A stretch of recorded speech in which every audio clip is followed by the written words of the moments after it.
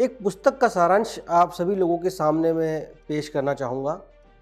Stephen कोवी एक महान लेखक हुए, मैनेजमेंट गुरु हुए और उन्होंने एक पुस्तक लिखी 7 habits of highly effective people.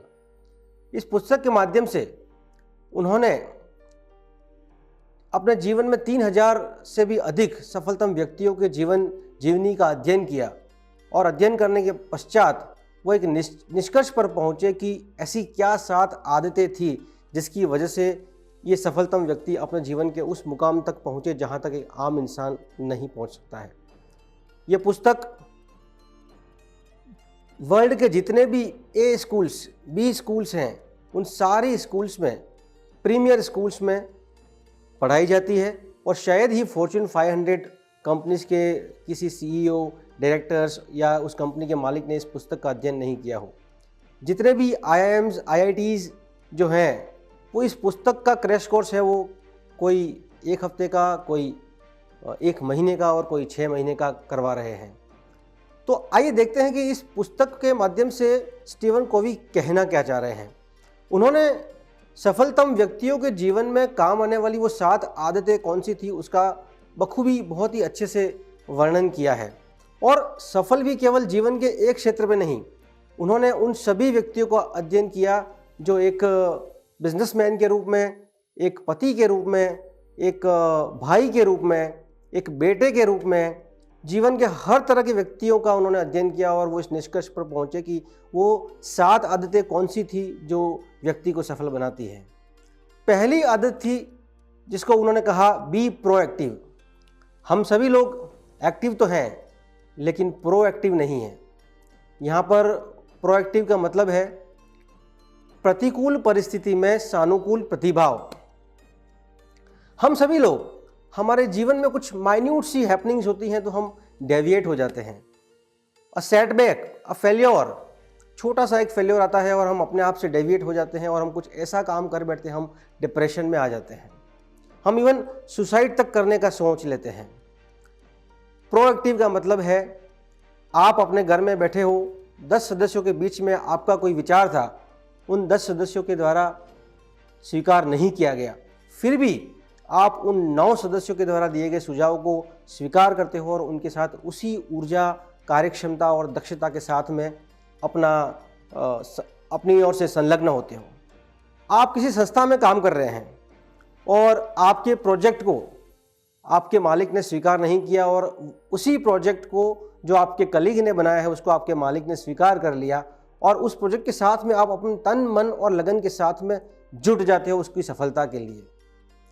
ये होता है मैच्योरिटी, ये होती है प्रोएक्टिविटी, जहाँ पे आप किसी भी तरीके के अपमान से डेविएट नहीं होते हो। आप कहीं जा रहे हो और किसी व्यक्ति ने आपका अपमान कर दिया तो जनरली हम क्या होते हैं कि छोटी छोटी बातों से अपमानित महसूस करते हैं, ह्यूमिलिएटेड फील करते हैं और हम डेविएट हो जाते हैं। लेकिन आप किसी भी परिस्थिति में अपमानित फील नहीं करते हो, ये होती है प्रोएक्टिविटी। मैं आपको एक एग्जांपल दूंगा। अभी अंतरिक्ष का सफ़र करके अमेरिका की बेटी और भारत की बेटी सुनीता विलियम्स लौटी। आपने देखा होगा कि मात्र 15 दिनों के लिए वो स्पेस का मिशन था, उसके लिए बनाया गया था। वो 15 दिनों के लिए वहाँ पहुँची और एकदम से उसके जीवन में ये खबर आती है कि 15 दिनों के बाद वो अब अगले 8 महीनों तक पृथ्वी पर लौट कर नहीं आएंगी। क्या गुजरी होगी उसके ऊपर, क्या दिमाग में उसके विचार आ रहे होंगे। जहाँ ना कोई मानव जीवन, जहाँ ऑक्सीजन की कमी, जहाँ पीने का पानी नहीं है, इवन आप लोगों ने सुना होगा कि वहाँ पे यूरिन तक भी उसको फिल्टर करके पीना पड़ता था। और इन सभी कठिन परिस्थितियों के अंदर सुनीता विलियम्स ने अपने टॉलरेंस पावर को, अपने धैर्य को, अपने पेशेंस को बनाए रखा। ये होता है प्रोएक्टिव, मैच्योरिटी। एक और उदाहरण दूंगा आप लोगों को। अमेरिका की 1870s में एक बहुत बड़ी कंपनी हुई जिसका नाम था स्टैंडर्ड ऑयल और ये कंपनी चलाई जा रही थी जॉन डी रॉकफेलर के द्वारा, जो कि one of the most billionaire person in the world थे। 1870s की मैं बात कर रहा हूँ। तो जॉन डी रॉकफेलर के करियर में एक ऐसा समय आया जब एक कर्मचारी थे, उन्होंने $20 मिलियन का नुकसान कर दिया। आप सभी लोग समझ सकते हैं कि $20 मिलियन कितनी बड़ी रकम होती है। जॉन डी रॉकफेलर ने उस कर्मचारी को दूसरे दिन अपने चैम्बर में बुलाया कि उस कर्मचारी को मेरे सामने पेश किया जाए।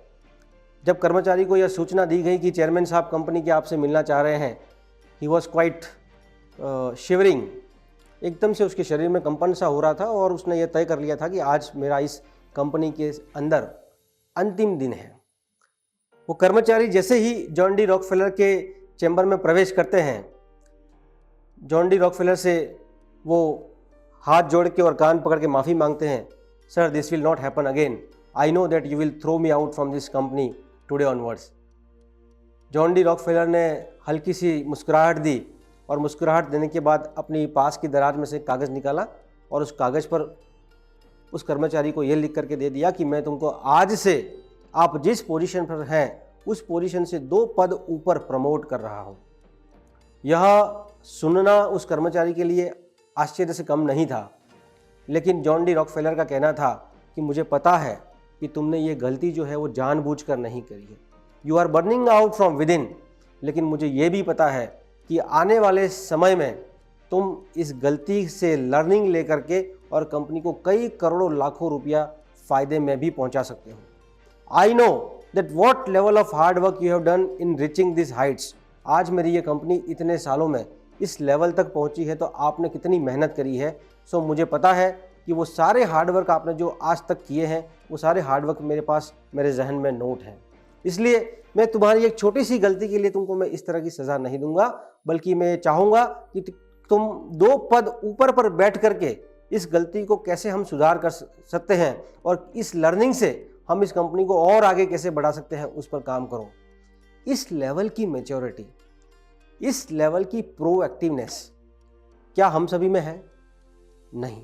शायद ही मैंने कहीं मेरे जीवन में देखी है और आप लोगों ने कहीं देखी होगी, लेकिन मैं आपको दावे के साथ कह सकता हूं कि जिस दिन आप और हम सभी लोग इस लेवल की मैच्योरिटी पे आ जाएंगे, इस लेवल की प्रोएक्टिव नेचर पर आ जाएंगे, दुनिया की कोई भी ताकत हमें हरा नहीं सकती है। सो ये था हमारा 7 हैबिट्स ऑफ हाईली इफेक्टिव के अंदर first habit of Steven Covey. Thank you. जय भारत, जय हिंद।